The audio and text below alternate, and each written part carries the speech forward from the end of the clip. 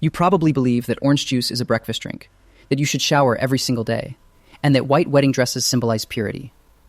None of those are ancient traditions or scientific facts. They're advertising campaigns from the 20th century that worked so well they stopped sounding like ads and started sounding like truth. And honestly, the more you look into these, the more you realize our daily habits are basically a museum of old marketing strategies.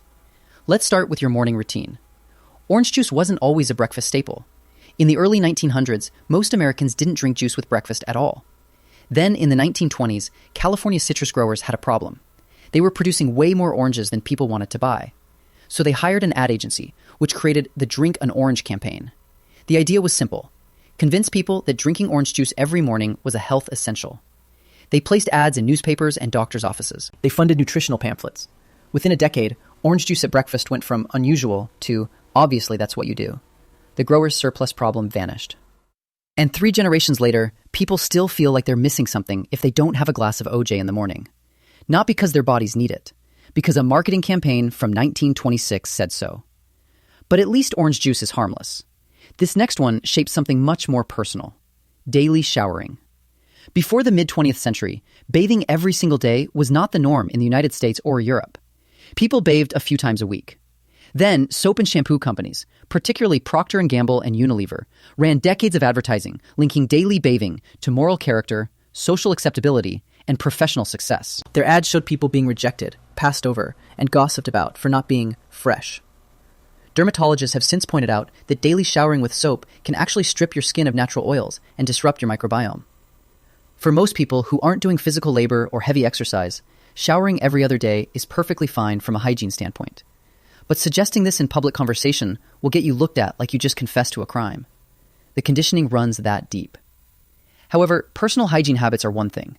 This next one changed how entire cultures celebrate love. White wedding dresses weren't tradition before Queen Victoria wore one in 1840. Before that, brides wore whatever their best dress was, often in dark colors that wouldn't show stains.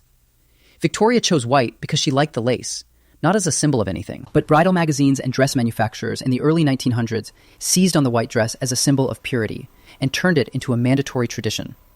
By the 1950s, thanks to relentless marketing, wearing anything other than white to your own wedding was practically scandalous. The entire purity connection was invented retroactively to sell a specific product. White dresses are expensive, they're impractical, and they can only be worn once. From a sales perspective, they're perfect. And speaking of invented traditions, this next one happens every single February. Valentine's Day wasn't always about buying things for your partner. The holiday existed before the 20th century as a minor observance. Then Hallmark started mass-producing Valentine's cards in 1913. By the 1980s, the jewelry, chocolate, flower, and restaurant industries had collectively transformed February 14th into a consumer obligation. The average American now spends over $185 on Valentine's Day, up from about $100 just 15 years ago.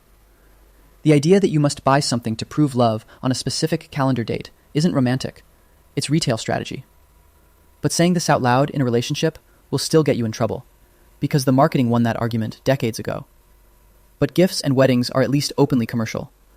This next fact disguises itself as nutrition science. You need to eat 3 meals a day. There's no metabolic reason most people need exactly 3 meals. The 3-meal structure became standard in industrial societies because factory schedules required predictable break times. Before industrialization, people ate when they were hungry, which varied by season, workload, and food availability.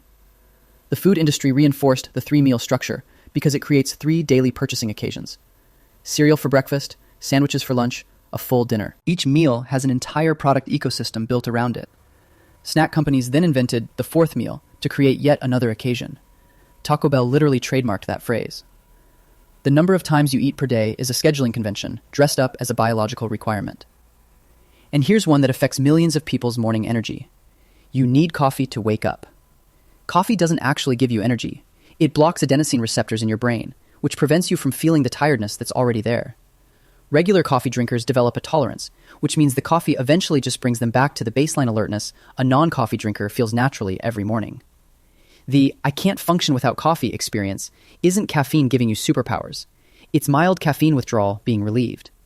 Coffee companies have spent billions positioning their product as essential to productivity, intelligence, and morning function. The cultural identity of "I'm not a morning person until I've had my coffee" is essentially a brand loyalty statement dressed up as a personality trait. And finally, one that's so deeply embedded, most people have never even considered questioning it. Toothpaste needs to foam. The foaming agent in toothpaste, sodium lauryl sulfate, serves no cleaning purpose. Foam doesn't clean your teeth. Brushing action cleans your teeth. The foam was added because in consumer testing, people didn't believe the product was working unless they could see suds. It's a sensory signal that creates the perception of cleaning without actually contributing to it. Same principle applies to the menthol tingle in mouthwash, the blue color of window cleaner, and the crackling sound in certain shampoos. None of these are functional.